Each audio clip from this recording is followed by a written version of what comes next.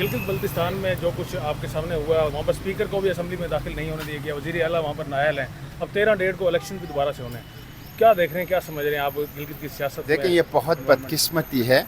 इस वक्त जमहूरियत जो है वो हालत नज़ा में है पाकिस्तान की। इस वक्त जमहूरियत जो है वो सिसकियाँ ले रही, वो हिचकियाँ ले रही। इस वक्त जमहूरियत करा रही है, खा वो गिलगित बल्तिस्तान में है, खा वो यहाँ पाकिस्तान में है। तो मैं समझता हूँ जमहूरी क़ुव्वतों के लिए वक्त है कि वो आगे बढ़ें और पार्लियामेंट और दस्तूर और सिविलियन सुप्रीमेसी और रूल ऑफ लॉ और डेमोक्रेसी उसको बचाने की कोशिश करें। डॉक्टर आफिया सिद्दीकी की रिहाई के लिए पेशरफ्त कहाँ तक बढ़ेगी? क्योंकि हम देख रहे हैं कि आप काफ़ी मेहनत कर रहे हैं इस मामले में। देखें, डॉक्टर आफिया सिद्दीकी की रिहाई की चाबी इस्लामाबाद में है और हुकूमत की ईवानों में है।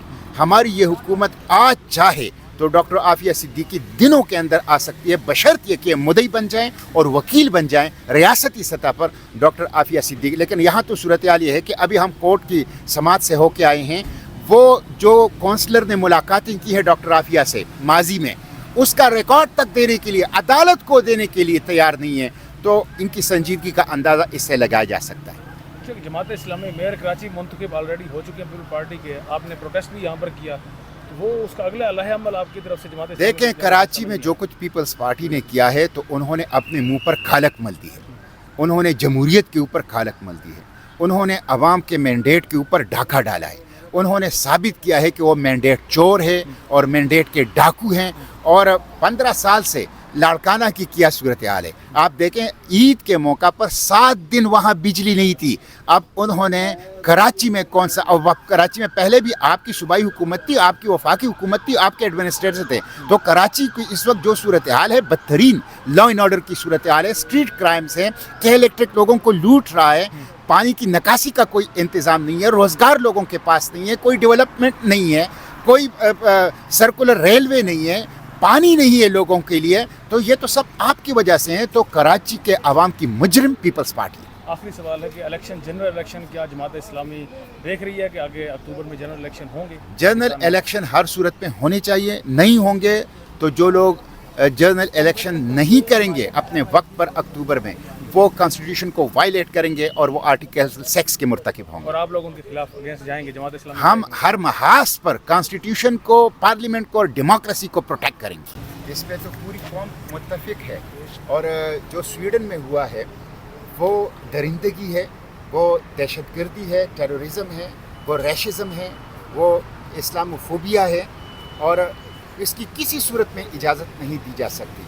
लेकिन हमारी हुकूमत का काम सिर्फ ये नहीं है कि वो लोगों से कहें कि वो जलसा जलूस करे, एहतजाज करे, या कल जिस तरह मैंने पार्लियामेंट में कहा कि सिर्फ कागज़ का एक टुकड़ा करारदाद की सूरत में वो पास कर ले। हुकूमत का काम ये है कि वो इक़दामात करें।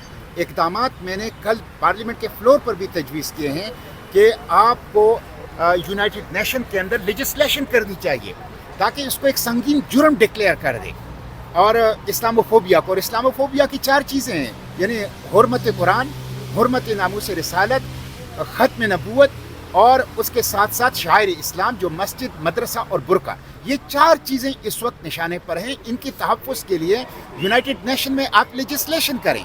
उसके साथ साथ आप 3 ऑप्शंस जो हैं OIC के सतह पर आप वो इख्तियार कर लें, जिसमें से डिप्लोमेटिक, जिसमें से पॉलिटिकल, और जिसमें से ट्रेड एंड फाइनेंशियल। सियासी तौर पर, सफारती तौर पर और तिजारती और माशी तौर पर आप बाइकाट करें। उम्मत मुस्लिमा 2.25 अरब लोगों की मंडी है, 60 मुस्लिम ममालिक हैं, उनके साथ पेट्रोल की ताकत है, उनकी बंदरगाहें स्ट्रेटेजिक लोकेशन हैं।